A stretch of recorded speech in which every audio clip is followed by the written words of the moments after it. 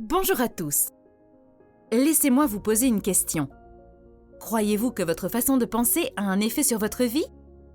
Croyez-vous vraiment que vos pensées ont le pouvoir d'influer sur la façon dont vous vous sentez heureux? Et sur la quantité d'argent que vous gagnez?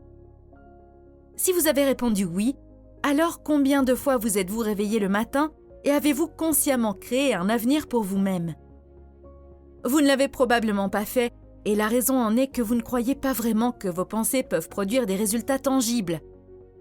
Si vous y croyez vraiment au niveau des tripes, manqueriez-vous un jour? Laisseriez-vous jamais une pensée négative passer inaperçue? À un niveau superficiel, nous savons tous que les pensées ont du pouvoir, mais très peu d'entre nous savent réellement comment utiliser ce pouvoir. C'est pourquoi aujourd'hui, je vais résumer un autre livre de Joe Dispenza intitulé « Rompre avec soi-même ».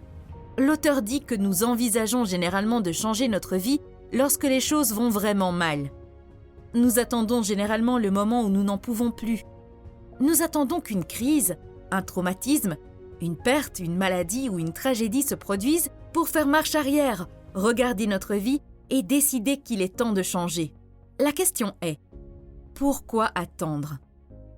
Vous pouvez commencer à changer dès aujourd'hui et je vais vous expliquer comment dans cette vidéo. Mais tout d'abord, laissez-moi vous parler d'un sujet très important, vous et votre esprit. Tout ce que vous voyez autour de vous est fait d'atomes. La voiture que vous conduisez, votre téléphone, la chaise sur laquelle vous êtes assis, votre corps, votre esprit sont tous faits d'atomes. Et voici la partie intéressante. L'atome est composé de 99,99999% d'énergie et de 0,00001% de matière. Réfléchissez à ceci. Tout ce qui est physique dans votre vie n'est pas de la matière solide, c'est de l'énergie. Si tout est énergie, alors vous devez accepter que votre esprit et votre corps sont inséparables, qu'ils sont fondamentalement la même chose. L'esprit est matière et la matière est esprit. Cela signifie que lorsque vous changez votre esprit, vous changez votre vie. Habituellement, lorsque nous essayons de changer quelque chose dans notre vie, nous nous concentrons surtout sur les choses physiques et nous ignorons le reste.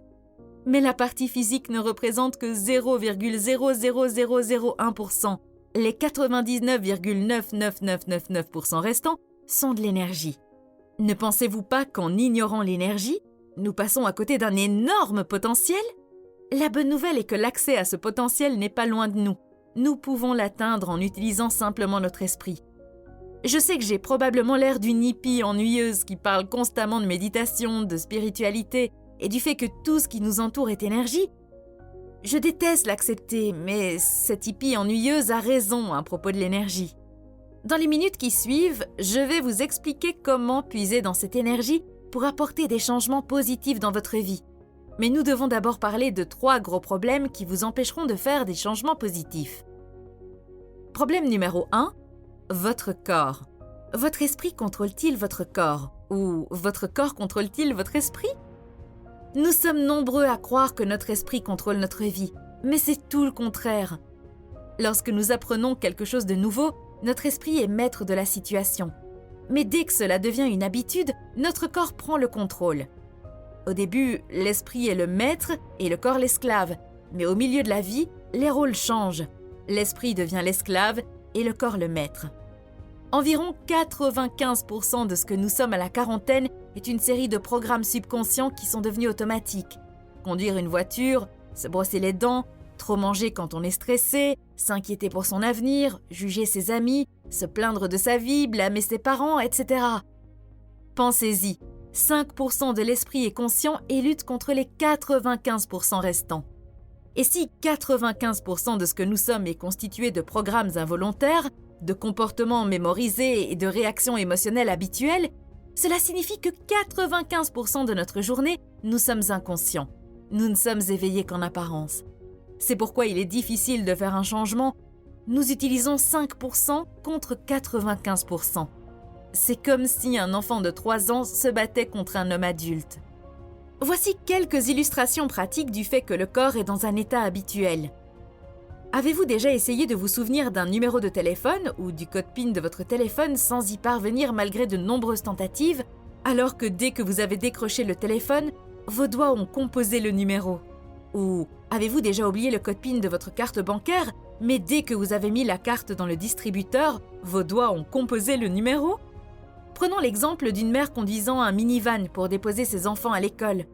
Comment peut-elle se frayer un chemin dans la circulation, mettre fin à une dispute, boire son café, changer de vitesse et aider son fils à se moucher, tout cela en même temps? À l'instar d'un programme informatique, ces actions sont devenues des fonctions automatiques qui peuvent fonctionner de manière très fluide et facile. Ainsi, une personne peut consciemment vouloir être heureuse, en bonne santé ou libre, mais l'expérience de 20 ans de souffrance a inconsciemment conditionné son corps à être dans un état d'habitude. Nous vivons par habitude lorsque nous ne sommes plus conscients de ce que nous pensons, faisons ou ressentons. Nous devenons inconscients. La plus grande habitude dont nous devons nous défaire est celle d'être nous-mêmes. Lorsque le corps devient l'esprit, notre esprit s'endort et le corps prend le dessus. L'esprit peut penser qu'il est toujours aux commandes, mais le corps influence les décisions. Maintenant, disons que l'esprit veut reprendre le contrôle. Que pensez-vous que le corps va dire ? T'étais où ces 10 dernières années ? Retourne te coucher, j'ai tout sous contrôle ici. Puis, nous revenons à la même chose, toujours la même chose.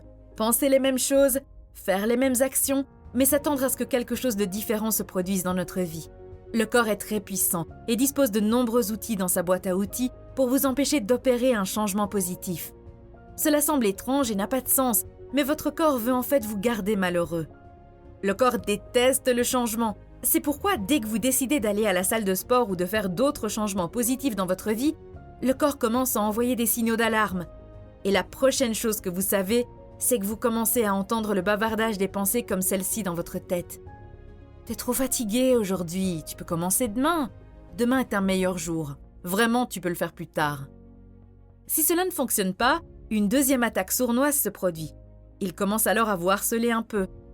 C'est normal que tu te sentes un peu mal en ce moment, c'est la faute de ton père. Ne te sens-tu pas mal à cause de ce que tu as fait dans le passé ? En fait, jetons un coup d'œil à ton passé pour nous rappeler pourquoi tu es comme ça. Regarde-toi, tu es une loque, un perdant. Tu es pathétique et faible. Ta vie est un échec. Tu ne changeras jamais. Tu ressembles trop à ta mère. Pourquoi n'abandonnes-tu pas tout simplement ? En poursuivant cette affliction, le corps tente de faire revenir l'esprit à l'état qu'il a inconsciemment mémorisé. Encore une fois, à un niveau rationnel, c'est absurde, mais évidemment, à un certain niveau, il est bon de se sentir mal. La plupart d'entre nous peuvent s'identifier à ce petit scénario. Ce n'est pas différent de n'importe quelle habitude dont nous avons essayé de nous défaire, que nous soyons accros aux cigarettes, au chocolat, à l'alcool, au shopping, aux jeux d'argent ou que nous nous rongions les ongles. Dès que nous cessons l'action habituelle, le chaos fait rage entre le corps et l'esprit. Certaines personnes pensent que la pensée positive est la solution pour changer les choses. Je suis désolée de vous dire cela, mais la pensée positive ne fonctionne jamais. Beaucoup de soi-disant penseurs positifs se sont sentis négatifs la majeure partie de leur vie. Ils ont été dans un état de polarisation la plupart du temps. Ils pensent consciemment d'une façon, mais ils sont à l'opposé. Lorsque l'esprit et le corps sont en opposition, le changement ne se produira jamais. Le corps et l'esprit doivent être alignés. Par exemple, combien de fois avez-vous essayé de créer quelque chose en pensant dans votre esprit que le résultat final était possible, mais en sentant dans votre cœur qu'il ne l'était pas ? Quel a été le résultat de ces pensées et sentiments incohérents ? Comment se fait-il que rien ne se soit produit ? Le véritable changement se produit lorsque vos pensées et vos sentiments sont alignés. Et pour cela, vous devez désapprendre les anciens schémas de pensée et de sentiments, puis réapprendre de nouveaux schémas de pensée et de sentiments basés sur ce que vous voulez être. Problème numéro 2, votre environnement. Avez-vous vu un film intitulé « Un jour sans fin » ? Il s'agit d'un film comique sur un type qui est obligé de revivre le même jour encore et encore. Malgré tous ses efforts, il se réveille toujours le même jour et revit les mêmes événements et voit les mêmes personnes encore et encore. Pourquoi est-ce que je vous parle de ce film ? Eh bien, la plupart d'entre nous vivent leur vie exactement comme le type dans ce film. Au moins dans le film, le type essaie constamment de vivre un jour nouveau, mais vous ne luttez même pas contre la monotonie de votre vie. Par exemple, vous vous réveillez probablement du même côté du lit, vous enfilez votre peignoir de la même manière que d'habitude, vous vous regardez dans le miroir pour vous rappeler qui vous êtes, et vous vous douchez en suivant une routine automatique.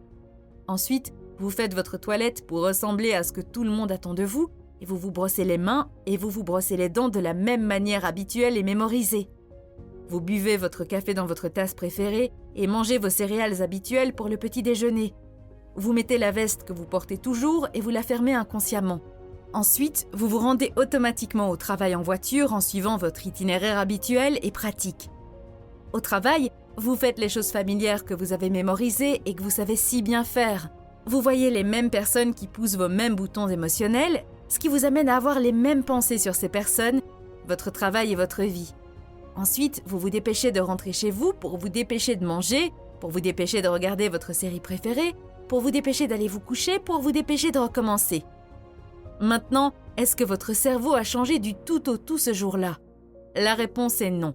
Alors, pourquoi attendez-vous secrètement que quelque chose de différent apparaisse dans votre vie alors que vous pensez les mêmes choses, faites les mêmes actions et ressentez les mêmes émotions chaque jour? N'est-ce pas la définition de la folie?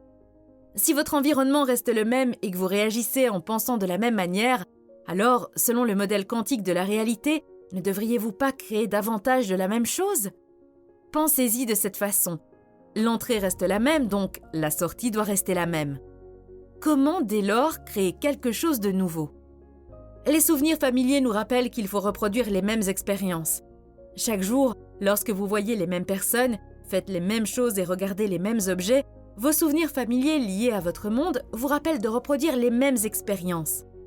On pourrait dire que l'environnement contrôle en fait votre esprit. Si vous ressassez sans cesse des pensées et des sentiments familiers, vous continuerez à créer la même réalité. Pour créer quelque chose de différent de ce à quoi vous vous êtes habitué dans votre monde personnel, vous devez changer la façon dont vous pensez et ressentez couramment chaque jour. Sinon, vous ressemblerez à un hamster sur sa roue. Problème numéro 3, le temps. Beaucoup d'entre nous vivent soit avec des souvenirs négatifs du passé, soit avec la peur de choses qui se produiront dans le futur. Malheureusement, votre corps ne peut pas faire la différence entre l'événement négatif lui-même et le souvenir de cet événement. Par exemple, lorsque vous vous souvenez de quelque chose de très négatif, comme une dispute animée avec un collègue ou avec vos parents, votre corps commence automatiquement à présenter des symptômes comme si le même événement se reproduisait en ce moment. Comme les événements passés déclenchent la même réponse chimique que l'incident original, votre corps pense qu'il revit le même événement. Chaque fois que nous déséquilibrons l'organisme sur le plan chimique, on parle de stress. La réponse au stress est la façon dont le corps réagit lorsqu'il est déséquilibré. Que nous voyions un lion dans la savane, que nous tombions sur notre ex pas très sympathique à l'épicerie ou que nous paniquions sur l'autoroute parce que nous sommes en retard pour une réunion, nous déclenchons la réponse au stress. Contrairement aux animaux, nous avons la capacité d'activer cette réponse par la seule pensée. D'un autre côté, les animaux n'ont pas la possibilité d'activer la réponse au stress aussi fréquemment. Ce chevreuil, qui broute joyeusement, ne pense pas à ce qui vient de se passer il y a quelques minutes, ou encore moins à la fois où un coyote l'a poursuivi il y a 2 mois. Ce type de stress répétitif est néfaste pour nous, car aucun organisme n'a été conçu pour être constamment stressé. Lorsque nous activons la réponse au stress et que nous ne pouvons pas l'arrêter, nous nous dirigeons vers un certain type de défaillance de l'organisme. Par exemple, lorsqu'un lion poursuivait vos ancêtres, la réponse au stress faisait ce pourquoi elle avait été conçue, les protéger de leur environnement extérieur. Mais si pendant des jours vous stressez pour une promotion, vous vous épuisez dans votre présentation à la direction ou vous vous inquiétez de l'hospitalisation de votre mère, ces situations créent les mêmes substances chimiques que si vous étiez constamment poursuivi par un lion. Vous restez trop longtemps en mode urgence et le mode urgence a besoin de beaucoup d'énergie parce qu'il a l'impression d'être dans une situation de vie ou de mort. Il utilise donc toute l'énergie qu'il peut pour que vous puissiez survivre. Votre corps vole cette énergie vitale à votre système immunitaire, digestif et, entre autres, la dirige vers les muscles que vous utiliseriez pour combattre un prédateur ou fuir un danger. Mais dans votre situation, cela ne fait que jouer contre vous. Si vous consacrez la majeure partie de votre énergie à un problème dans votre environnement externe, il en restera peu pour l'environnement interne de votre corps. Votre système immunitaire, qui surveille votre monde intérieur, ne peut pas faire face au manque d'énergie pour la croissance et la réparation. Par conséquent, vous tombez malade, que ce soit d'un rhume ou d'un cancer. En outre, l'énergie générée par les hormones de stress ne peut pas être utilisée, ce qui crée une pression énorme pour votre cœur et d'autres organes car vous ne pouvez pas mettre en œuvre le mode de combat ou de fuite comme la nature l'a conçu. Après tout, vous n'allez pas attaquer votre collègue ni vous envoler aux Bahamas pour des vacances après un événement stressant. Ces 3 problèmes dont nous venons de parler vous font toujours vivre en mode survie. Pour qu'un changement positif se produise, vous devez vivre en mode créatif. Et qu'est-ce que le mode créatif ? Eh bien, avez-vous déjà remarqué que lorsque vous êtes vraiment en train de créer quelque chose de nouveau, ou lorsque vous faites quelque chose que vous aimez, vous vous oubliez ? Vous vous dissociez de votre monde connu. Vous oubliez le temps et tout ce qui se trouve dans votre environnement. C'est un exemple de mode créatif. Heureusement, vous pouvez accéder à ce même mode créatif par la méditation.